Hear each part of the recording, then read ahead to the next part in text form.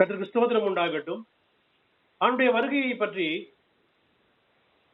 1 தெசலோனிக்கேயர் 4ஆம் அதிகாரம் 16, 17, 18 வசனங்களிலே சொல்லப்பட்டிருக்கிறதான தெளிவான விவரங்களை நாம் ஒரு 7 குறிப்பது இருக்கிறது.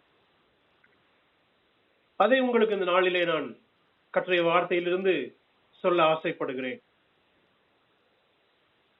4ஆம் அதிகாரம் 16ஆம் வசனத்தில் இப்படி எழுதப்பட்டிருக்கிறது, கர்த்தர் தாமே ஆரவாரத்தோடு வருவார். அப்ப முதலாவது ஆண்டுடைய வருகை நாள்ல முதல்ல நடக்கிற விஷயம் என்ன அப்படின்னா, கர்த்தருடைய ஆரவாரம். அது எதை காண்பிக்கிறது என்றால், தம்முடைய மக்களை, தம்முடைய பொக்கிஷமாகிய மக்களை பூமியில் இருந்து தம்முடைய ராஜ்யத்திற்கு அழைத்து கொண்டு வரும்படி கர்த்தர், அதாவது கர்த்தர் என்பது பிதாவாகிய தேவனை குறிப்பிடுகிறது. அவரே கட்டளை கொடுக்கிறார். சங்கீதம் 50 குறிப்பிடப்பட்டிருக்கிறபடி, பலியினாலே என்னுடைய உடன்படிக்கை பண்ணின என்னுடைய பரிசுத்தவான்கள் என்னிடத்திலே கூட்டுங்கள் என்று ஆண்டவர் கொடுக்கிற கட்டளை தான் முதல் ஆரவாரம். கர்த்தருக்கு ஸ்தோத்திரம் உண்டாகட்டும். ஏனென்றால் ஆண்டவராக இயேசு சொல்லியிருக்கார் இல்லையா, பிதா ஒருத்தர் தவிர வேற யாருக்குமே கர்த்தருடைய வருகை நாள் தெரியாது. இந்த காலங்களில் ஆண்டவராக இயேசுவினுடைய வருகை இல்லை என்று பிரசங்கம் பண்றவங்க இருக்காங்க, நம்முடைய காலத்தில் இல்லை என்று பிரசங்கம் பண்றவங்க இருக்காங்க, அவர் வருவார் என்கிற வாக்குத்தத்தம் எங்கே என்று பிரசங்கம் பண்றவங்க இருக்காங்க. அப்படியே ஆண்டவர் வந்தாலும் யாரு போக போறா? எந்த ஊழியக்காரரும் ஒழுங்கு இல்லை, எந்த விசுவாசியும் ஒழுங்கு இல்லை. குடும்பங்களை சொன்ன சொல்லுவாங்க, கணவன் மனைவி பார்த்து சொல்லுவா, நீயா கட்டு வருகையில போக போற, நீ கட்டாயம் போக மாட்ட. அப்ப உடனே அவர் சொல்லுவாரு, நீ மட்டும் வருகை போவியா, நீயும் போக மாட்ட. இப்படி ஒருவரை ஒருவர் குற்றப்படுத்தி இயேசு வந்தா நீங்களாம் போக மாட்டீங்க என்று பிரசங்கிக்கிறவர்களும், ஆண்டவராக இயேசுடைய வருகை இப்போதைக்கு இல்லை என்று சொல்லுகிறவர்களும் இருக்கிறதான காலத்தில் நாம் இருக்கிறோம். ஆனால் பிதாவாகிய தேவன் ஒரு நாள் சொல்லுவார், என்னுடைய ஜனங்கள் இடத்தில் கூட்டிக் கொண்டு வாருங்கள் என்று ஒரு ஆரவாரத்தோடு துணியோடு சொல்லுவார். அவனுடைய வருகையின் தகவலை பல வேத பகுதியில் மிக திட்டவட்டமாய் சொல்லி இருக்கிறது. யோவான் 15ஆம் அதிகாரம் 1-2 வசனங்களில் ஆண்டவராகிய இயேசு தாமே சொல்லியிருக்காரு, நான் உங்களுக்காக ஒரு ஸ்தலத்தை ஆயத்தம் பண்ண போறேன், ஆயத்தம் பண்ணிட்டு நான் என்ன செய்வேன், திரும்பி வந்து உங்களுடைய இடத்தை சேர்த்துக்கொள்ள என்று ஆண்டவராகிய இயேசு நேரடி ஆயத்தத்தை கொடுத்துருக்காரு. அடுத்தது அப்போஸ்தலர் 1:11 நாம படிக்கிறோம், இயேசு பரமேறி போன பொழுது தூதன் வந்து சொல்றான், கலிலேயராகிய மனுஷன், நீங்க வானத்தை அண்ணாந்து பார்த்து கொண்டு நிக்கிறீங்க, உங்க இடத்துல எடுத்துக்கொள்ளப்பட்ட இந்த இயேசு என்ன செய்ய போறாருன்னா, எப்படி போனார் அது போலவே வருவார், மேகங்கள் மேல இயேசு எழும்பி போனது போல அவர் மீண்டுமாய் வருவார் என்று தூதன் தகவல் கொடுத்திருக்கிறான். அடுத்தது அப்போஸ்தலனாகிய பேதுரு, அப்போஸ்தலனாகிய பவுல், அப்போஸ்தலனாகிய யூதா, இப்படி புதிய ஏற்பாட்டு அப்போஸ்தலர்கள் ஆண்டவராகிய இயேசு கிறிஸ்துவின் வருகையை திட்டவட்டமாய் அறிவித்திருக்கிறார். அதுல ஒரு பகுதி தான் 1 தெசலோனிக்கேயர் 4ஆம் அதிகாரம் 17, 18 வசனங்கள். கர்த்தருக்கு ஸ்தோத்திரம். அப்ப முதல் குறிப்பு, கர்த்தர் ஆரவாரத்தோடே கூட என்ன செய்வாரு, வருவார். அடுத்து இரண்டாவது பிரதான தூதனுடைய சத்தம். மத்தேயு சுவிசேஷம் 24ஆம் அதிகாரம் 31ஆம் வசனம் சொல்கிறது, வலுவாய் தொனிக்கு எக்காலத்தோட கூட தேவ தூதன் உலகத்தின் எல்லா கண்டத்தில் இருந்தும் தம்முடைய ஜனங்கள் எல்லாரையும் ஒன்றாய் சேர்ப்பார். இப்போ சங்கீதம் 50 ஆண்டு சொன்னது தானே, என்னுடைய பரிசுத்தவான்கள் என்னிடத்தில் கூட்டுங்கள் என்பார் அந்த வேலையை பிரதான தூதன். அதை வழிமொழிகிறது. தேவன் சொன்னதான கட்டளையை வழிமொழிவதுதான் பிரதான தூதனுடைய சத்தம். அடுத்து மூன்றாவது தேவ எக்காலம், ட்ரம்பட் ஆஃப் காட். உலக பிரகாரமான எக்காலம் கிடையாது. இந்த மியூசிக் இன்ஸ்ட்ருமெண்ட்ல ட்ரம்பட் என்று ஒன்று இருக்கிறது. இந்த பேண்ட், பழைய இங்கிலீஷ் டைப் பேண்ட்ல எல்லாம் அவங்க ட்ரம்பட், பல வகையான ட்ரம்பட் வச்சிருப்பாங்க. உலகத்திலே தொனிக்கப்படுகிற எக்காலம் கிடையாது, மனிதர்களால் ஊதப்படுகிற எக்காலம் கிடையாது, தேவ தூதனால் ஊதப்படுகிற எக்கால சத்தம் தான் ஆண்டவருடைய வருகையினுடைய அந்த மூன்றாவது ஸ்டேஜ். பழைய ஏற்பாட்டு காலத்தில் பல சந்தர்ப்பங்களில் அவர்கள் எக்காலங்களை ஊதினதாக லேவியராகவும் எண்ணாகவும் இன்னும் பல இடங்களிலே நாம் வாசிக்கிறோம். அவைகள் சபையை கூட்டுவதற்கும், அதை போல யுத்தம் வரும் பொழுது, அதை போல வாதைகள் எழும்பும் பொழுது, இன்னும் பல சந்தர்ப்பங்களை, குறிப்பாக மாத பிறப்புகளில் பண்டிகை நாட்களில், ஓய்வு நாட்களில் என்ன செய்யப்பட்டது என்றால் எக்காலம் ஊதப்பட்டது. எக்காலங்கள் ஊதப்படுகிற 7 சந்தர்ப்பங்கள் என்று கற்றுக்கொண்டால் இன்னொரு சந்தர்ப்பத்தில் நான் உங்களுக்கு சொல்கிறேன். கர்த்தருக்கு ஸ்தோத்திரம். அன்பானவர்களே, அப்போ தேவ எக்காலம் தேவதூதனால் துணிக்கப்பட்டதான எக்காலம் தான் 3வது குறிப்பு. 4வது, கர்த்தருக்குள் மரித்தவர்கள் முதலாவது எழுந்திருப்பார்கள்.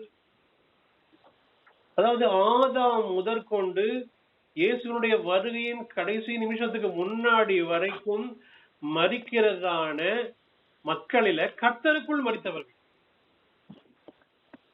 உலகத்துல மரணம் அடைஞ்சு எத்தனையோ பேர் இருக்காங்க. உலக பிரகாரமா ஒவ்வொரு நிமிஷமும் எத்தனையோ பேர் மரணம் அடைஞ்சிட்டு இருக்காங்க. எல்லாரும் கிடையாது. விசுவாசத்தோடு மரித்தவர்கள். எபிரேயர் 11 படிக்கும் பொழுது இவங்க எல்லாரும் என்ன செஞ்சாங்க? விசுவாசத்தோடே மரித்தாள் என்று எழுதப்பட்டிருக்கிறது. கர்த்தர் மீது உள்ள விசுவாசத்தில் குலைந்து போகாமல், கர்த்தர் மீது உள்ள விசுவாசத்தை இழந்து போகாமல், விசுவாசத்தோடு வாழ்ந்து மரணமடைந்த கடைசி ஆத்மா வரைக்கும் இயேசு கிறிஸ்துவின் வருகையின் பொழுது முதலாவது எழுந்திருப்பார்கள். கர்த்தருக்கு ஸ்தோத்திரம் உண்டாகட்டும். அடுத்தபடியாக இதுவரைக்கும் 4 விஷயம் சொல்லியிருக்கேன். கர்த்தருடைய ஆரவாரம், 2 பிரதான சத்தம், 3வது தேவ எக்காலம், 4வது கர்த்தருக்குள் மரிச்சவங்க எழுந்திருப்பாங்க. 5வது உயிரோடு இருக்கிற நாம் கர்த்தருக்கு எதிர்கொண்டு போக மேகங்கள் மேல் அவருடனே கூட ஆகாயத்தில் எடுத்துக் கொள்ளப்படுவோம். இப்ப நம்ம அவருடைய வருகை நாள் வரைக்கும் நம்ம ஜீவனோட இருக்கிறோம் அப்படின்னா நமக்கு மரணம் இல்லை என்று சொல்லும் பொழுது அப்படியே மறுரூபம் அடைவோம்.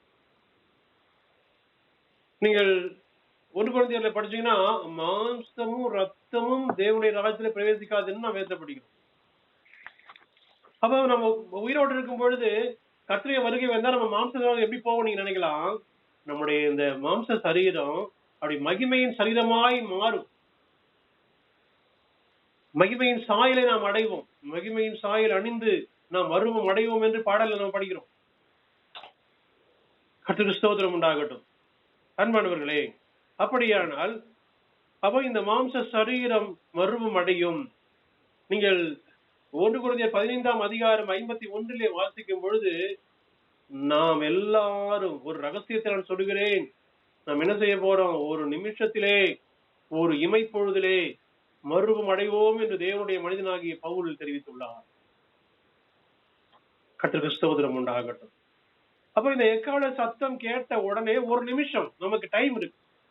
ஆண்டவராகிய இயேசு வந்துட்டாரு, இயேசு என்னை அழைக்கிறார், அவருடைய வருகை வந்துவிட்டது, நான் புறப்படுகிறேன் என்று ஒருவேளை நம்முடைய குடும்பங்கள்ல, நம்முடைய இளைஞர் பந்துக்கள்ல, நம்முடைய அருகாமையில் யார் இருக்காங்களோ, ஒருவேளை அவர்கள் மனம் திரும்பாதவங்க, இல்லைன்னா கர்த்தருடைய வருகைக்கு ஆயத்தம் இல்லாதவங்க யாராவது இருப்பாங்கன்னா அவங்களுக்கு நம்ம சொல்ல முடியும், இயேசு வந்துட்டாரு, அவ்வளவுதான், இன்னும் ஒரு நிமிஷத்துல நான் போயிடுவேன். அது சொல்லும் பொழுது அவங்க சிரிப்பாங்க. நீ பைபிளை எடுத்துக்கொண்டு ஒவ்வொரு வாரமும் சர்ச்சுக்கு அலைந்து கொண்டதா, இப்ப முழு பைத்தியமா மாறிவிட்டாய் நீ என்று ஒரு நிமிஷம் வரைக்கும், ஏன்னா 60 செகண்ட் இல்லையா, நம்மை பார்த்து ஒருவேளை கேலி செய்யலாம். உனக்கு இதே வேலைதான், வாயை முடிச்சு அமைதியா இரு என்று நம்மை பார்த்து அவர்கள் கடிந்து கொள்ளலாம். இப்படி அவர்கள் நம்மை கடிந்து கொள்ளவோ அல்லது கேலி சிரிப்பு சிரிக்கவோ நம்மை அசட்டையாக பார்க்கவோ செய்கிற அந்த செகண்ட்ல கண்ணிமை நேரத்திலே ஒரு மின்னலை போல நாம் மறைந்து விடுவோம். அப்போ அது வரைக்கும் கேலி செய்தவர்கள் அதிர்ச்சி ஆவார்கள். ஐயோ, இயேசு வராருன்னு இந்த சகோதரி சொல்லிட்டு இருந்துச்சே, இந்த சகோதரன் இயேசு வராருன்னு சொல்லிட்டு இருந்தாரே, இந்த ஊழியக்காரர் சாதாரண ஒரு உடையை அணிந்து கொண்டு பழைய பைபிளை கையில் எடுத்துக்கொண்டு இயேசு வராரு சொல்லிட்டு தெரிஞ்சாரு, உண்மையாகவே இயேசு வந்துட்டாரு, அவருடைய மக்கள் எல்லாம் போயிட்டாங்க, இனி உலகத்தை என்ன நடக்க போகிறதோ என்று சொல்லி பூமியின் கோத்திரத்தார் எல்லாரும் அப்படியே பார்த்து புலம்புவார்கள் என்று வெளிப்படுத்த 1ஆம் அதிகாரத்தில் படிக்கிறோம். கர்த்தருக்கு ஸ்தோத்திரம் உண்டாகட்டும். அடுத்தது 6வது குறிப்பு, இவ்விதமாய் நாம் எப்பொழுதும் கர்த்தருடனே கூட இருப்போம். அதுதான் கிறிஸ்தவ வாழ்க்கையினுடைய டெஸ்டினி. அதுதான் இன்றைக்கு நாம கர்த்தரை சேவிக்கிறோம், பல பாடுகளை கடந்து செல்கிறோம், பலவிதமான ஏற்றத்தாழ்வுகள் நம்முடைய வாழ்க்கையில் வருகிறது, குறைவுகள் சிலர் இருக்கு, ஆசீர்வாதம் இருக்கிறது, உயர்வு வரலாம், இவைகள் எல்லாம் இருந்தாலும் கூட இது நம்முடைய வாழ்க்கையினுடைய ஒரு இறுதி கிடையாது. சிலர் இந்த உலகத்துல வர ஆசீர்வாதம் தான் முடிவு நினைச்சிட்டு இருக்காங்க. இல்ல, உங்களுக்கு உலக பிரகாரம் உங்களுக்கு கர்த்தர் ஆசீர்வாதம் கொடுப்பாரானால், ஒரு வீடு கொடுப்பாரானால், ஒரு செழிப்பை தருவாரானால், நன்மையை தருவாரானால், அது முடிவு கிடையாது. கர்த்தருடைய வருகையில் நாம் எடுத்துக் கொள்ளப்பட்டு எப்பொழுதும் இயேசுவோடு கூட இருப்பதுதான் நம்முடைய விசுவாச வாழ்க்கையின் முடிவு. இதற்காக மட்டும்தான் நம்ம இந்த உலகத்தை கர்த்தரை சேவித்துக் கொண்டிருக்கிறோம். அதை நாம் மறந்துவிடாது. சில வியாதிகள் குணமாகாமல் இருக்கும். சில நீங்க ஜெபிக்கும் பொழுது தேவைகள் சந்திக்கப்படாமலும் இருக்கும். நம்ம சொல்லுவோம், நான் ஜெபிக்கிற ஜெபங்கள்லாம் பதில் கிடைக்கவே இல்லையே.